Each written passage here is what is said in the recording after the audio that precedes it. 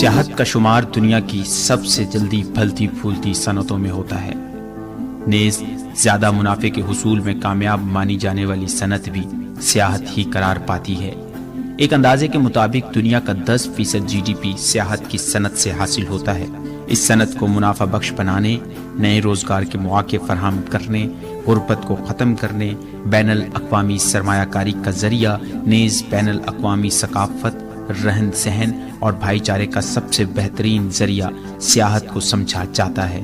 آج دنیا کے کئی ممالک سیاحت کی صنعت کی وجہ سے ترقی یافتہ ممالک میں شمار ہونے لگے ہیں، اور ان ناموں میں متحدہ عرب امارات، ملائیشیا اور سنگاپور ایشیائی ممالک کے صف اول میں ہیں۔ دنیا کی سیاحت کی تنظیم ورلڈ ٹورزم آرگنائزیشن کے مطابق سن 2002 میں سیاحت کی صنعت سے 474 بلین کا منافع حاصل ہوا، اور ایک اندازے کے مطابق 2010 تک یہ منافع 1.5 ٹریلین تک پہنچ گیا۔ دنیا میں سب سے زیادہ سفر کرنے کا رجحان یورپ میں تقریباً 50% بتایا جاتا ہے، جبکہ امریکہ سے 26% منافع حاصل ہوتا ہے۔ جنوبی ایشیا کا شمار سیاحت کے منافع میں تقریباً 1% بتایا جاتا ہے، جبکہ دنیا کے کئی ممالک اس صنعت کی اہمیت و افادیت سے ناآشنا ہیں۔ اقوام متحدہ سیاحت کی صنعت کو مزید مضبوط کرنے کی کوشش کر رہا ہے، اور اس لیے سیاحت کو فروغ دینے کی غرض سے ہر سال 27 ستمبر کو سیاحت کا عالمی دن منایا جاتا ہے، جس کا مقصد بین الاقوامی سطح پر سیاحت کی افادیت کو روشناس کرانا ہے، نیز معاشی، ثقافتی اور سیاسی پہلوؤں پر اس کے اثرات کے بارے میں معلومات فراہم کرنا ہے۔ نئی صدی کے آغاز میں دنیا میں رونما ہونے والی منفی تبدیلیوں کو روکنے اور ترقی کی فضا کو بہتر کرنے کے لیے چند اہداف کا تعین کیا، اور اس دن سیاحت کے ذریعے ان اہداف کے حصول پر روشنی ڈالی جاتی ہے۔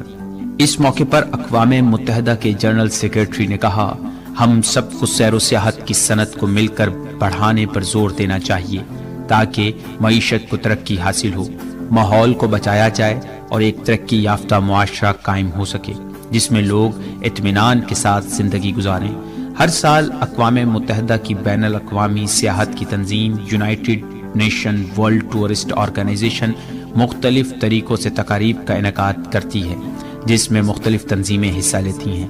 ہر سال اس دن کی تقاریب کا انعقاد مختلف ممالک میں کیا جاتا ہے۔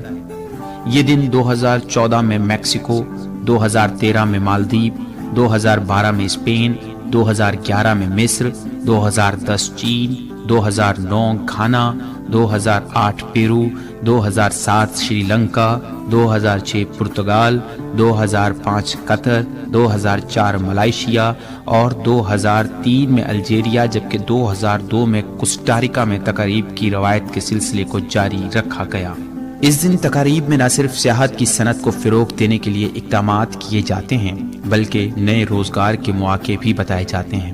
ایسے معاشرے کے حصول پر زور دیا جاتا ہے جہاں آنے والی نسلیں امن و سلامتی اور باعزت طریقے سے زندگی گزار سکیں اور باہمی تعاون سے قدرتی اور ثقافتی ورثے کی حفاظت کی جا سکے۔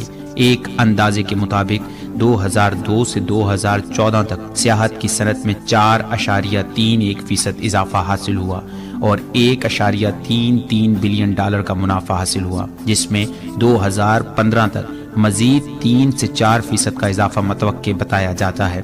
اس دن کے منانے کا آغاز سن 1980 میں کیا گیا۔ یہ تاریخ اس مناسبت سے رکھی گئی کہ دنیا کے شمالی حصے میں ٹھنڈ کے آغاز کے ساتھ سیاحت میں کمی نظر آتی ہے، جبکہ دنیا کے جنوبی حصے میں جہاں گرمیاں شروع ہوتی ہیں وہاں سیاحت کا آغاز ہوتا ہے۔ چنانچہ 27 ستمبر ان موسموں کی تبدیلی نیز سیر و سیاحت کے آغاز اور اختتام کی مناسبت سے رکھا گیا۔ اس دن تقاریب کا آغاز جنرل سیکریٹری کے پیغام سے ہوتا ہے، جہاں سیر و سیاحت کی نئی منازل کے ساتھ ساتھ اسے فروغ دینے کے لیے تبادلہ خیال بھی کیا جاتا ہے۔ مختلف طریقوں سے مقابلہ جات کا انعقاد ہوتا ہے، جن میں مضمون نویسی، نقش نگاری جیسے مقابلے شامل ہیں۔ مسافروں کو ضروری ہدایات اور قوانین سے آگاہ کیا جاتا ہے تاکہ سفر کے دوران مشکلات کا سامنا نہ کرنا پڑے۔ کانفرنس، سیمینار، پریزنٹیشن، پریڈز، موسیقی کا خوب اہتمام بھی کیا جاتا ہے تاکہ زیادہ سے زیادہ لوگ شامل ہو کر سیاحت کی افادیت کی معلومات حاصل کر سکیں۔ پاکستان کا شمار دنیا کے ان ممالک میں ہوتا ہے جہاں سیاحت کی صنعت کو فروغ حاصل ہو سکتا ہے اور یہ زر مبادلہ حاصل کرنے کا ایک اہم ذریعہ بن سکتا ہے۔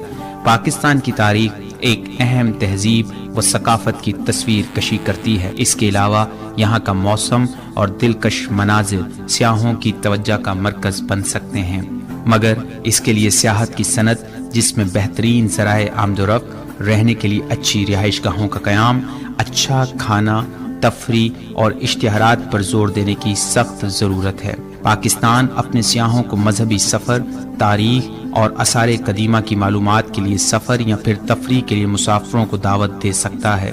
پاکستان کے صوبہ سندھ کا شہر خیرپور تاریخی حوالے سے اپنی ایک خاص اہمیت و افادیت کا حامل ہے۔ قیام پاکستان سے قبل ریاست کا درجہ رکھنے والا شہر خیرپور اپنی تاریخی حیثیت کو منوا چکا ہے۔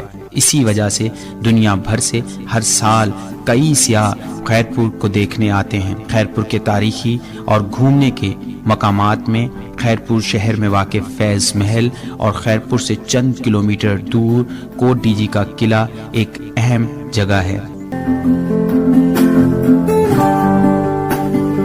پاکستان میں جہاں مسلمانوں کی تعداد سب سے زیادہ بتائی جاتی ہے، وہیں سکھ، بدھ مت اور ہندوؤں کے مذہبی مقامات بھی پاکستان کی سرزمین کا حصہ ہیں، جہاں اگر بہتر سہولیات میسر کی جائیں تو سیر و سیاحت کی صنعت کو زیادہ منافع اور زر مبادلہ حاصل کرنے میں کامیابی ہوگی۔ پاکستان کے آثار قدیمہ میں دو قدیم تہذیبوں کے آثار ملتے ہیں، جن میں انڈس ویلی اور گندھارا کی تہذیب اہمیت کی حامل ہے۔ اس کے علاوہ مغلوں اور دیگر قدیم بادشاہوں کے بنائے گئے قلعے، مساجد، مقابر، محلات، باغات پاکستان کی تاریخی ثقافت کا حصہ ہیں، جہاں دنیا بھر سے آنے والے سیاحوں کی توجہ کی ضرورت ہے تاکہ پاکستان سیر و سیاحت کے لیے دنیا میں اپنی جگہ بنا سکے۔ ان آثار قدیمہ میں موئن جدڑو، ہڑپا، لوہم جدڑو، شاہجہانی مسجد، بادشاہی مسجد، شالیمار باغ، روہٹاس کا قلعہ خاص طور پر اہمیت کے حامل ہیں۔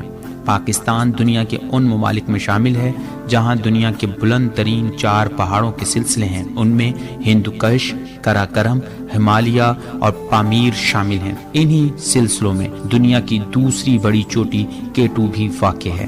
اس کے علاوہ ان پہاڑی سلسلوں میں گلیشیئر، آبشار، ندیاں، گلیات سیاحوں کی توجہ حاصل کر کے پاکستان کی معاشی ترقی میں اہم کردار ادا کر سکتے ہیں۔ پاکستان مختلف ثقافتی میلوں، کھیل کود، ہنر اور ہاتھ کی بنی ہوئی اشیاء سے بھی سیاحوں کا دل جیت کر انہیں یہاں آنے پر مجبور کر سکتا ہے۔ بسنت، پولو کے مقابلے وہ اہم مواقع ہیں جہاں سیاحوں کی آمد سے منافع حاصل کیا جا سکتا ہے، مگر ان سب باتوں کے لیے نہ صرف اندرونی حالات کو بہتر کرنا ضروری ہے بلکہ سیاحت کی صنعت کو بھی ترقی دینا ضروری ہے۔ ان میں اشتہارات، ذرائع آمد و رفت اور رہائش کی سہولیات کو بہتر کرنے کی سخت ضرورت ہے۔ پاکستان گرچہ سیاحوں کی پسندیدگی کا مرکز بن سکتا ہے، مگر اندرونی حالات اور مسافروں کے لیے سہولیات کی کمی کی وجہ سے پاکستان دنیا میں 1% سیاحوں کا بھی دھیان حاصل نہیں کر پایا۔ چنانچہ جنوبی ایشیا میں صرف 9% سیاح پاکستان آنے کو ترجیح دیتے ہیں، جو کہ یقیناً بہت کم ہے۔ اب ضرورت اس بات کی ہے کہ اقوام متحدہ کے ساتھ مل کر پاکستان بھی سیاحوں کی سہولیات کو منظم انتظام کرے اور سیاحت کی صنعت کو فروغ دینے میں کامیابی حاصل کرے، جس کے حوالے سے حکومت پاکستان اہم اقدامات کر رہی ہے، اور وہ دن دور نہیں جب پاکستان دنیا بھر کے سیاحوں کا مرکز بن جائے گا۔